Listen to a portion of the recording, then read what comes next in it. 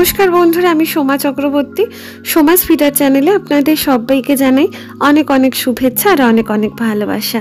আমি আপনাদের জন্য আবার একটা সুন্দর নতুন রান্না নিয়ে চলে এসেছি। আশা করি আজকের রেসিপি আপনাদের ভীষণ ভীষণ ভালো লাগবে। আজকের বানাবো তোপসে ফ্রাই। তোপসে ফ্রাই খুব ইজি ওয়েতে বানিয়ে দেখাবো। যদি ভালো লাগে অবশ্যই আমার চ্যানেলে পাশে থাকবেন।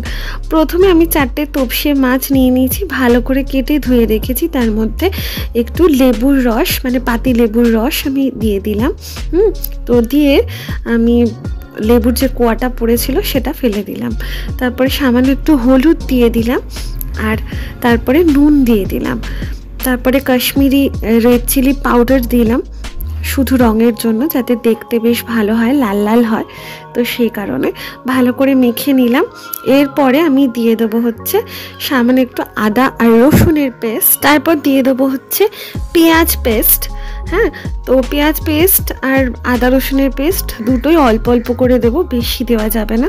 দিয়ে আমি আধ ঘন্টা ম্যারিনেট করে রেখে দেবো।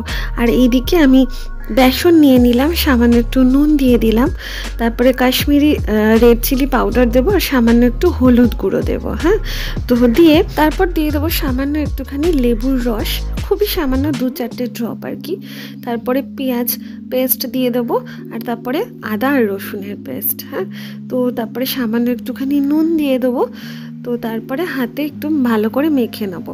তারপরে সামান্য একটুখানি জল দেবো, খুব বেশি যেন তরল না হয়।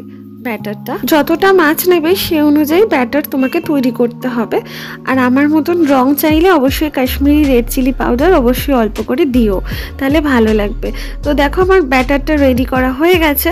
এরপরে আমি দিয়ে দেবো হচ্ছে সামান্য একটুখানি ইনো, বা তোমরা খাবার সোডাও দিতে পারো। তো ইনোটাকে অ্যাক্টিভ করার জন্য ইনোটার উপরে সামান্য একটুখানি জল দিয়ে দিলাম, দিলে ইনোটা অ্যাক্টিভ হয়ে গেল। এবার ফ্রাইং প্যানটা আমি বসিয়ে দিলাম। আমি সর্ষের তেল দিয়েছি, এর মধ্যে একটু গরম হতে থাক সর্ষের তেলটা। আর এইদিকে আমি এই দেখো ম্যারিনেট করা তোপসে মাছগুলো আমি নিয়ে নিয়েছি। তোপসে মাছগুলো আমার আধ ঘন্টা ম্যারিনেট করা ছিল খুব সুন্দর করে। তারপরে এরপরে আমি ব্যাটারের মধ্যে ডুবিয়ে দিলাম। ব্যাটারের মধ্যে ডুবিয়ে তোমরা কিন্তু চালের গুঁড়ো ইউজ করতে পারো, আমি কিন্তু চালের গুঁড়ো ব্যবহার করতে পারিনি। তো তারপরে দিয়ে আমি গরম হওয়া তেলের মধ্যে আমি দিয়ে দিলাম।